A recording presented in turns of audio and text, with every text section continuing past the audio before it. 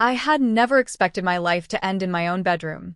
Yet there I was, standing in front of the shattered remnants of everything I thought I knew about love, marriage, and myself. The moment I opened the door, I should have felt relief. Home, sanctuary, my private world. Instead, my heart stuttered in disbelief.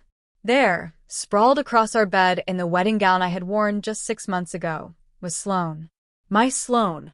My husband's secret lover. My nightmare dressed in silk and arrogance. I couldn't speak. My throat felt raw, constricted, as though the air itself had turned to stone. Arthur leaned casually against the dresser, his smirk twisting cruelly across his face. "The dress," he said, amusement dripping from every word. "It looks better on someone who actually knows how to please a man." I tried to move, tried to close the door, to run, to disappear into some corner of the house where my humiliation couldn't reach me. But my legs refused. My vision blurred. The walls seemed to tilt, and my chest tightened until my lungs screamed for air. Sloane didn't even bother to hide her satisfaction. She looked at me as though she were some predator admiring prey frozen in shock. The way she moved, languid and confident in my own gown, ignited something cold and lethal inside me. And then I collapsed. Not just physically, though the floor caught me before I could hit the mattress, but mentally, emotionally, spiritually. In that collapse, I felt the last remnants of the submissive, obedient Ivy Bell die. She had been polite, careful, accommodating. She had softened herself to fit Arthur's needs, shrink to avoid conflict, mute her own voice for his comfort. And she was gone, right there on the polished oak floor. When I finally lifted my head, it was as if I were looking at the world through someone else's eyes. Sharp, focused, dangerous, queenly. A fury that had been simmering quietly for years erupted inside me, and it was all-consuming. I would not be this victim. I would not allow this humiliation to define me. I could hear Arthur laughing above me, the sound grating, venomous, and I realized I didn't feel fear. I felt a single, crystallized thought forming in my mind. I will take back everything. I pushed myself up, my legs shaking but steady. Sloane's smug smile faltered slightly when she saw the shift in me. I wasn't the Ivy she expected. I wasn't weak. I was aware now of my power, of what I could do with it. "Get out," I said, my voice firm, unwavering. The words weren't a plea. They were a command. Arthur's laughter stopped abruptly. His smirk wavered. For the first time, I sensed that he had underestimated me. That arrogance, his greatest weapon, was finally being turned against him. I stumbled out of the house, not looking back, not stopping to check if he followed. I didn't care if he did. My destination was clear. One person could help me channel this fury, this fire. One person could help me reclaim what was mine and ensure that neither Arthur nor Sloane would ever dare cross me again. Leo Vance's house wasn't far. My neighbor, my childhood protector, the boy who had once chased off every bully that dared touch me, he was my first and only thought as I ran through the streets. By the time I reached his door, my resolve had hardened into steel. I would take back my estate, my life, my dignity. And this time, no one, least of all Arthur Finch, would stand in my way. My hand trembled slightly as I raised it to knock, though part of me knew it wasn't needed. Leo Vance had always been there, always watching, always ready. The door swung open before I even had a chance to tap. "Ivy." His voice was cautious, wary, yet beneath it lingered something else, concern, worry, and that faint echo of something unspoken that had always existed between us. I stepped inside without hesitation, letting the door swing shut behind me. "Leo, I need you," I said, my voice firm, though my chest still throbbed from the shock. He blinked, taking in my disheveled state, my dress rumpled, my hair tangled from running through the streets. Then his eyes caught the sharp fire burning behind my gaze. It was the same Ivy he had always known, but amplified, sharper, dangerous. "Tell me everything," he said. I sank onto his couch, recounting the morning in a rush of words and emotion. The wedding gown, the bed, Arthur's laugh, Sloane's smug satisfaction. Every detail was a dagger, but every word I spoke also fueled my growing determination. Leo listened silently, letting me pour my fury out, his jaw tightening with every sentence. When I finally paused, he exhaled slowly. I knew he was a coward, Ivy. But this is beyond arrogance. This is cruel. I should have known better than to assume he'd ever respect you. Respect. I laughed, bitterly. He never had it in him.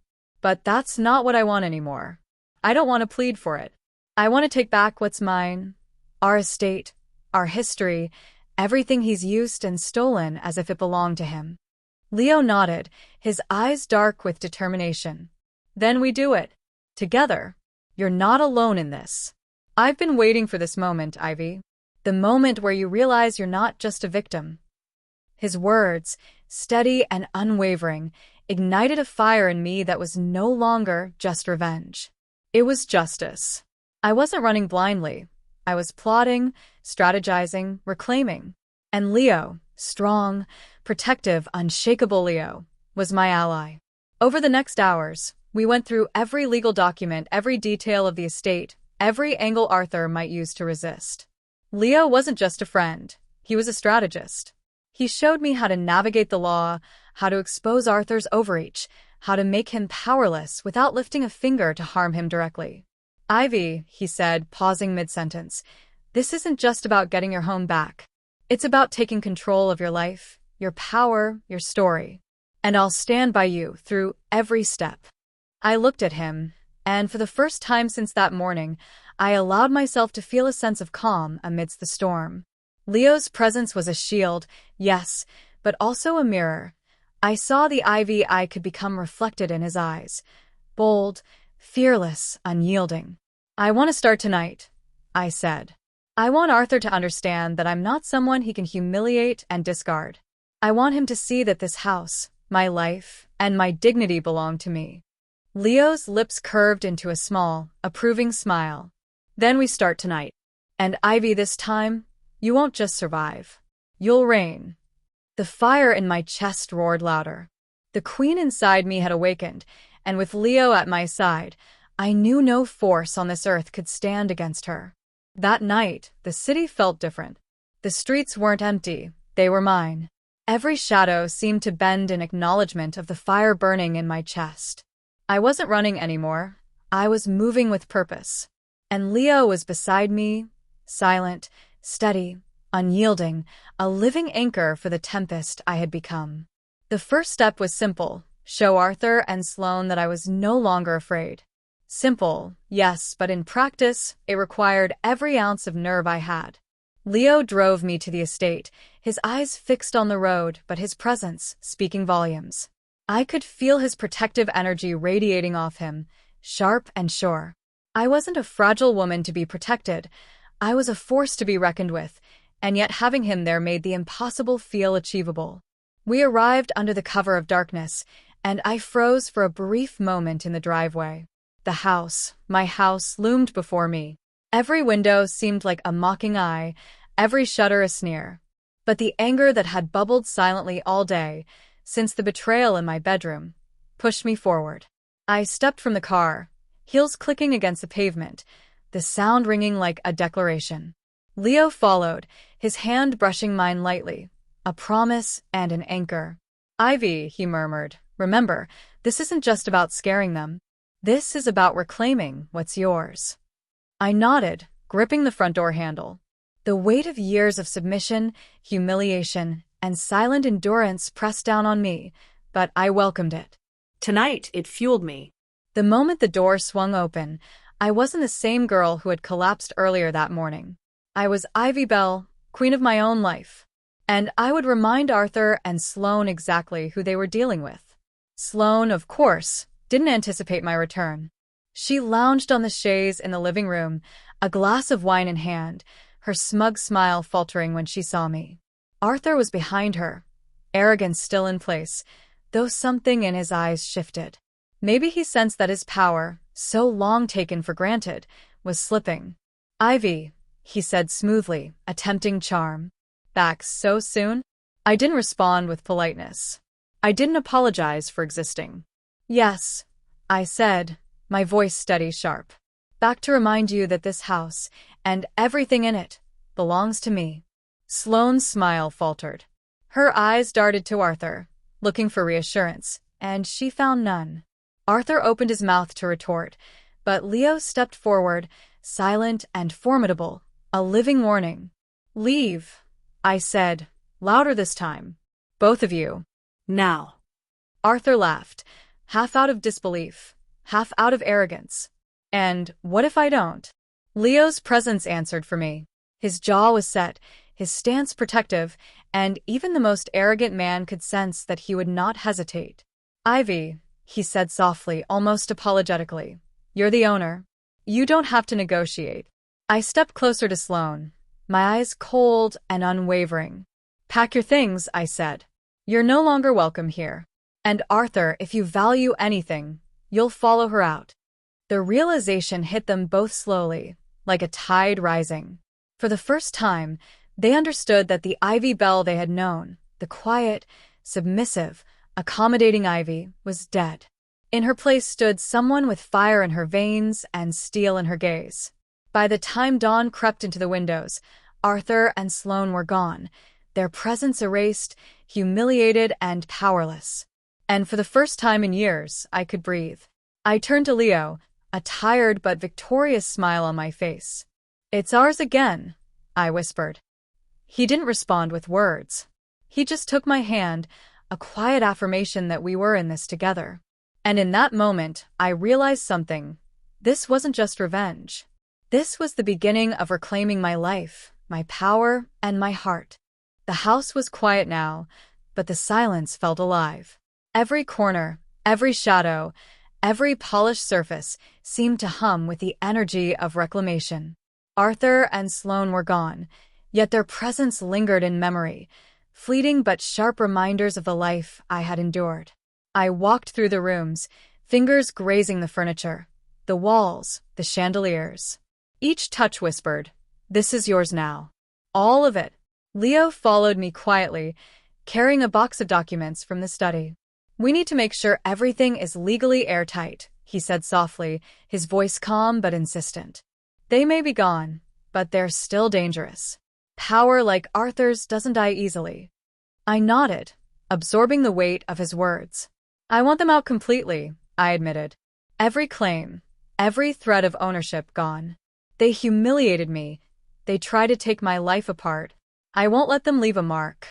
Leo looked at me with admiration I wasn't used to. Not pity. Not awe. Real admiration. "Then we do this smartly. Not just fire, Ivy precision. You're not just reclaiming the house, you're reclaiming your life."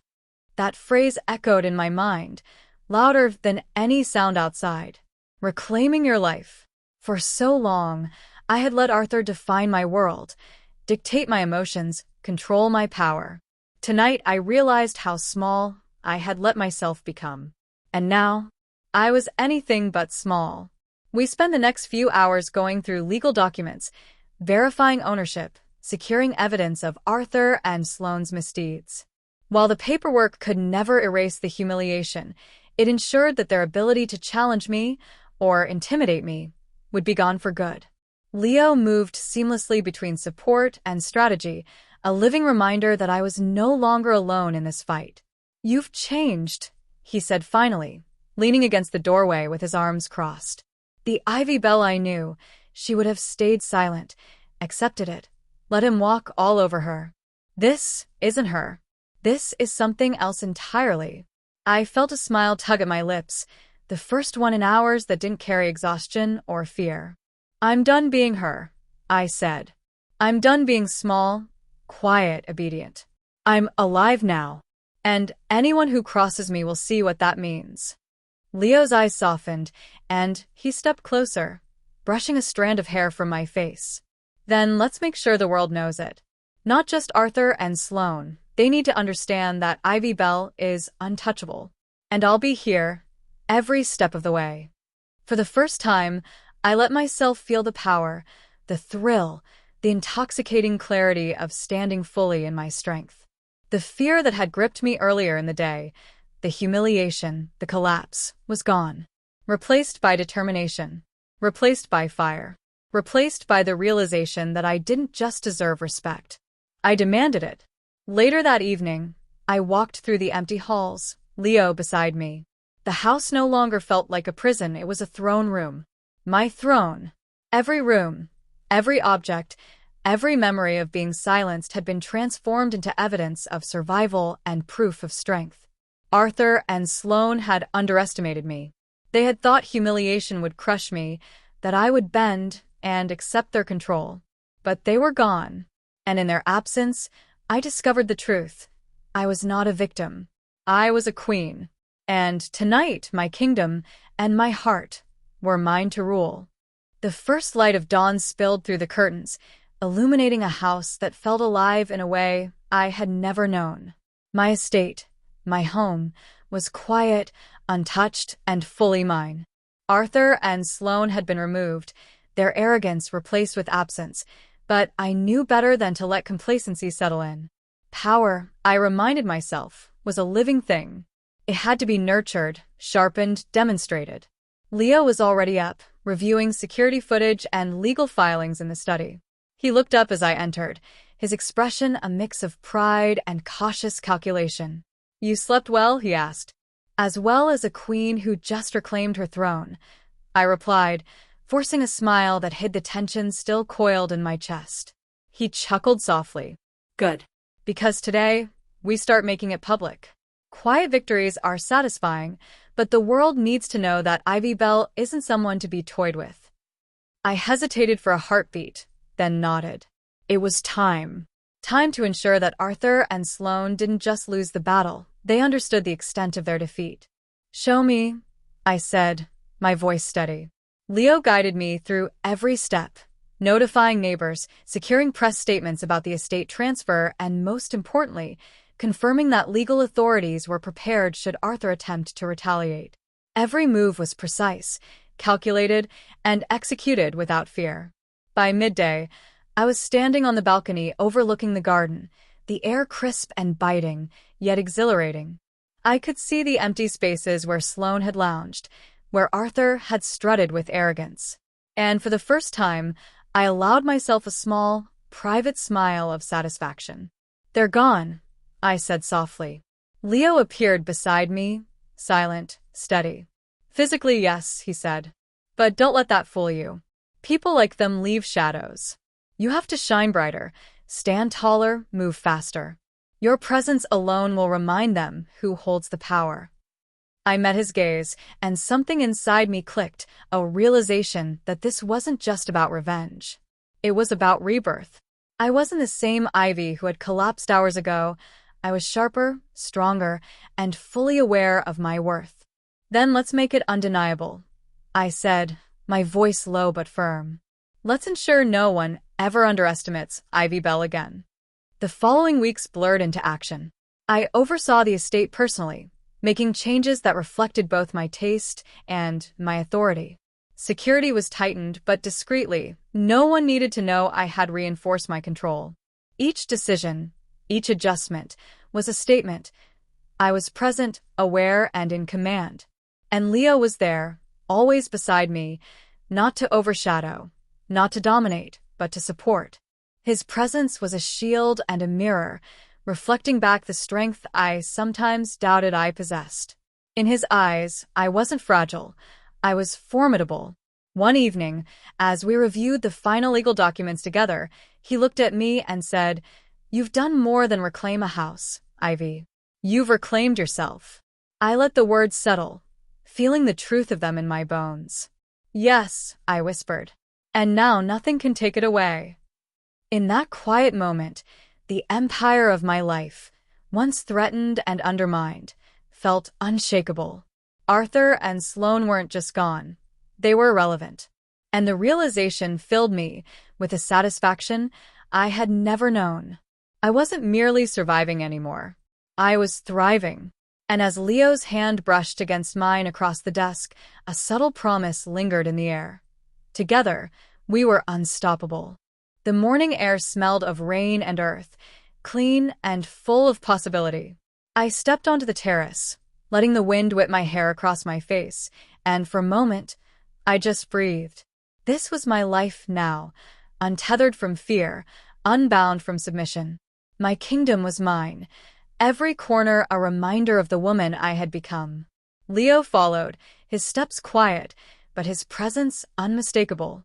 He never spoke unnecessarily, never tried to push me faster than I was ready.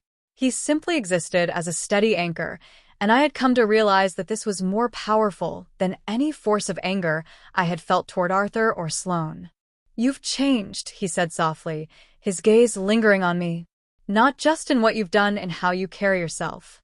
People notice that." I smiled, a small, self-assured curl of my lips. "Good," I replied. "Let them notice.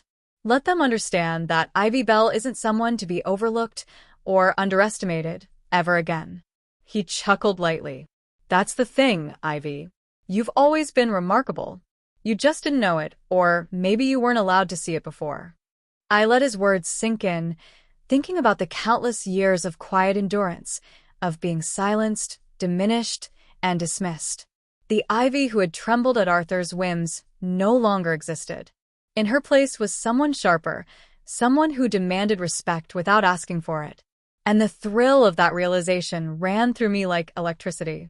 "You know," I said after a pause, "for so long, I wanted approval from someone who never deserved it.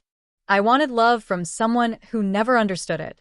And now I just want to live fully, freely, and fiercely." Leo's gaze softened, and he reached for my hand, brushing his thumb across my knuckles. "And you can. I'll make sure of it. No one will ever take that from you again." The words weren't a promise of protection in the traditional sense. They were a promise of belief. He believed in me as much as I was beginning to believe in myself. And that belief was intoxicating, grounding, and liberating all at once. Over the next few days, I began to feel the world notice my transformation. Neighbors and acquaintances who had once whispered about Arthur and my perceived docility now paused when I entered a room. There was a new weight to my presence, a quiet authority that made people step back and reevaluate their assumptions. It was subtle, yes, but undeniable.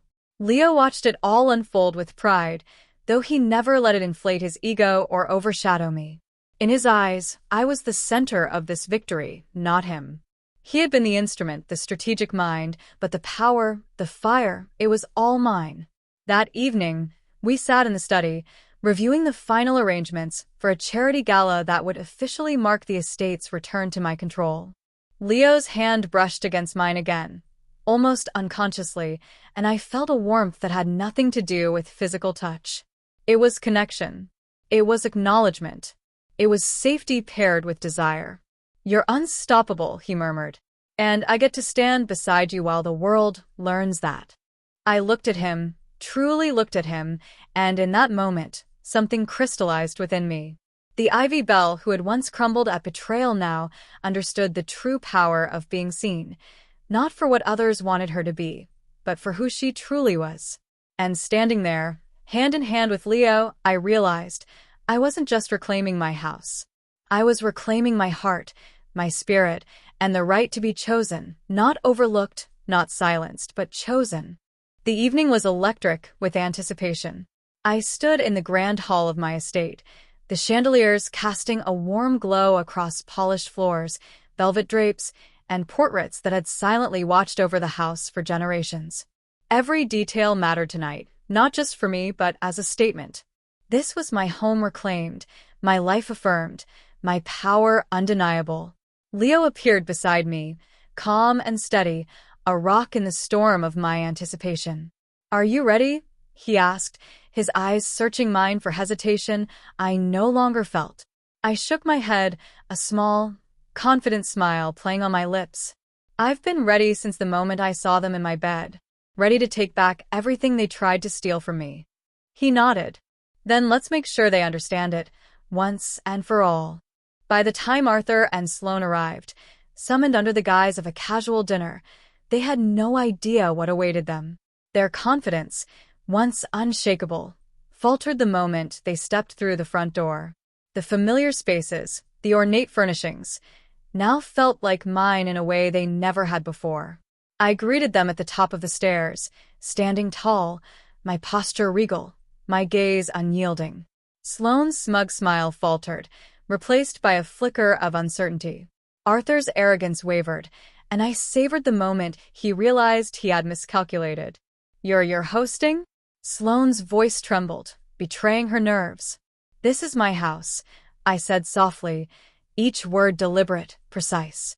And tonight, you're my guests, not the other way around. Arthur opened his mouth, likely intending to mock, to charm, to belittle, but Leo's subtle step beside me made him pause.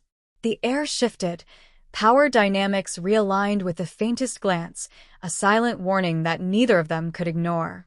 I continued, voice calm but sharp. You thought humiliation would define me. You thought that mockery and betrayal would weaken me. You were wrong. Everything you have, every claim, every whisper of control is gone. And tonight, the world knows it. I motioned discreetly, and one of the estate's legal representatives stepped forward, handing each of them documents that confirmed the final transfer of ownership, every legal and financial tether severed. Sloane's lips parted, Arthur's jaw clenched, and I relished the moment, not cruelly, but with absolute justice. Leo's hand brushed mine, a reassuring anchor. Ivy, he said softly, they see it now. You don't need to prove anything more. I met his gaze and nodded. Indeed, the fear, the uncertainty, the power Arthur once wielded over me, they were all gone. This wasn't just a victory of law or property, it was a victory of spirit, courage, and self-worth. Arthur and Sloane left the estate shortly after, their composure fractured, their confidence shattered. And as the door closed behind them, I felt a freedom I had never known. Not just in my home, but in my heart. Leo turned to me, a subtle smile gracing his lips. You did it, Ivy. You claimed everything that was always yours. I exhaled, a long, deep breath, letting the tension release. No, I said, smiling back at him. We did it. And now, my gaze softened, lingering on him. Now I can finally live. For the first time in years, I allowed myself to feel it fully. Relief, triumph, and the quiet stirrings of something deeper, a connection that had grown silently alongside the reclamation of my power. With Leo by my side, the house, my heart, and my life were finally safe. And more than safe, they were cherished. The morning sun streamed through the tall windows of my estate, casting golden light across rooms that had once felt oppressive, but now radiated warmth and freedom. I wandered through the halls slowly, allowing my fingers to brush the walls, the furniture, and the chandeliers, every touch a reminder that this was mine. Truly mine. I had survived betrayal, humiliation, and the suffocating control of Arthur Finch, and I had emerged stronger, sharper, and alive in ways I had never imagined. Leo appeared at the doorway, his presence steady, a quiet anchor in the vibrant energy of my reclaimed life. He didn't need to speak, his eyes said it all. Pride, relief, admiration, and something deeper, something that had been there all along but was now unhidden. You did it, he said softly, stepping closer. You took back everything, and more than that, you took yourself back. I smiled, a real, unguarded smile that reached my eyes. I did, I whispered. And I couldn't have done it without you. You've always believed in me, even when I doubted myself. His hand found mine, warm and firm. I'll always believe in you, Ivy. Always. For a moment, we simply stood there, hands entwined, absorbing the quiet intimacy of the morning. The house around us was alive with light and possibility, and I realized that this was the first time in my life I felt truly free, not just from Arthur, but from every fear that had ever held me back. I've learned something, I said, my voice thoughtful. Strength isn't just about fighting back or reclaiming what's yours. It's about choosing who stands beside you, who sees you, and who respects every part of you. Leo squeezed my hand gently. Then let me be that person. Every day, in every way. A warmth spread through my chest, a softening around the edges of the fire that had carried me through betrayal and revenge. I realized that this was more than victory. This was love, steady, patient, unwavering. The kind of love I had always deserved but had never allowed myself to hope for. We spent the day walking through the estate together, planning not just for security or restoration, but for the life we wanted to build, one filled with laughter, warmth, and trust. Leo's laughter, light and genuine, mingled with mine, echoing through rooms that had once been silent witnesses to my humiliation. As evening fell, we sat on the terrace, the city lights twinkling below. I leaned against him, feeling the steady beat of his heart and the strength of his arms around me. "Ivy," he said, his voice low, "you've been through so much, and yet here you are reborn. And now, every day is yours to claim." I rested my head against his shoulder, feeling the weight of the past lift entirely. "Yes," I murmured, "every day. And this time, I choose life. I choose love. I choose us." Leo kissed the top of my head softly, a promise of all the tomorrows to come. And in that moment, I felt the full magnitude of my rebirth. I was no longer the woman who had been humiliated, silenced, and controlled. I was Ivy Bell, the queen of her life, her home, and her heart. And as I looked out at the city lights, with Leo's steady presence beside me, I knew that this was just the beginning. Together, we had reclaimed not just what was stolen, but the truest version of ourselves. And the life ahead, vibrant and infinite, was ours to shape, fearless, unstoppable, and deeply, beautifully ours. The past had tried to break me, but I had risen. I had fought, reclaimed, and found love. And now I would never be silenced again.